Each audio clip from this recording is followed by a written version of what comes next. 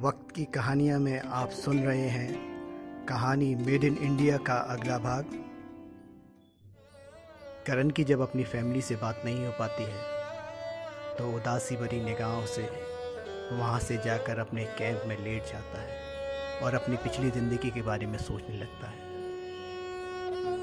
वहीं करण का दोस्त राणा सूबेदार से बोलता है, सर शायद आपको पता नहीं, ये अपने घर का एक लौता बेटा है।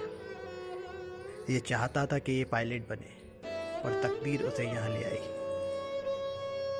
उधर अपने कैंप में लेटा हुआ करण ये सोच रहा है, अगर उसके पिता की मौत नहीं हुई होती तो आज वो कहीं और ही होता। करण जब अपनी इंटर की आखिरी परीक्षा देकर घर लौटा तो उसने देखा उसके घर के बाहर तमाम लोग भीड़ लगाए हुए खड़े हैं और करण को आते हुए गौर से देख रहे हैं।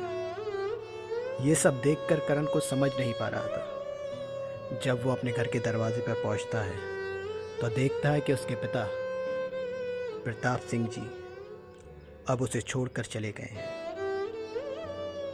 उसके परिवार में एक बड़ी बहन और दो उससे छोटी बहनें हैं। छोटी बहनें अपनी माँ से लिपट के रो रही हैं। वहीं उसकी बड़ी बहन दौड़कर करण के पास आती है और लिपट कर रोने लगती है। करण के पिता भी सेना में ही थे, पर काफ़ी समय से वो मेडिकल पर चल रहे थे। उनके शरीर में कैंसर का वास हो चुका था, जिस वजह से उनकी मौत हुई। और उसी दिन ढलने से पहले उन्हें पास के खेत में अंतिम विदाई दी गई और सेना द्वारा मृतक आश्रित कोटे में जल्द ही करण को नौकरी पर रख लिया गया, जिससे उसकी आर्थिक स्थिति सही बनी रहे। अब करण के सर पर बड़ी जिम्मेदारियां थीं।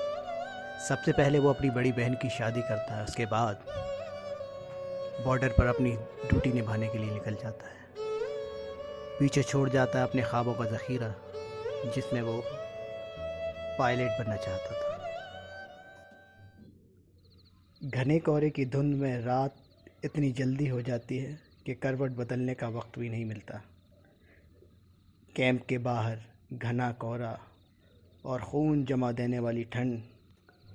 उस अंधेरे के सन्नाटे में करण अभी एक नींद हल्की सी ले ही पाया था कि एक ज़ोरदार बम का धमाका होता है जो करण का दिल दहला देता है।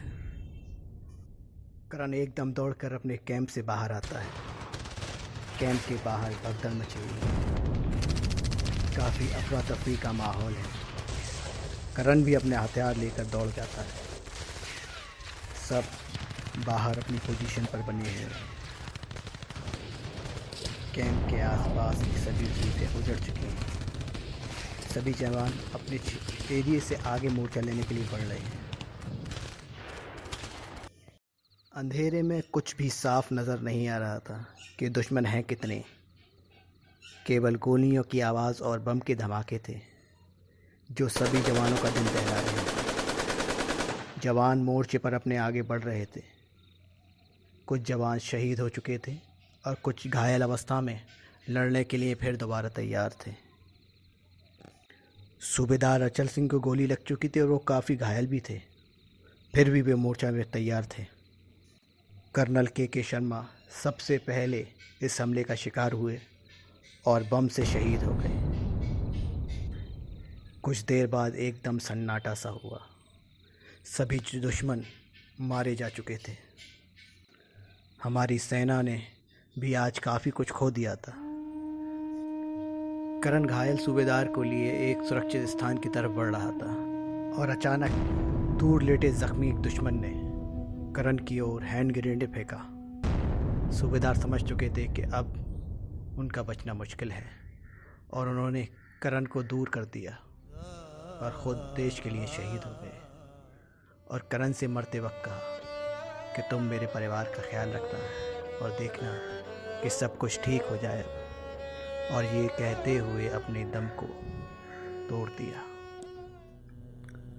धमाके से करण भी काफ़ी घायल हो चुका था और कुछ देर बाद सेना की एक्स्ट्रा फोर्स वहाँ पहुँचती है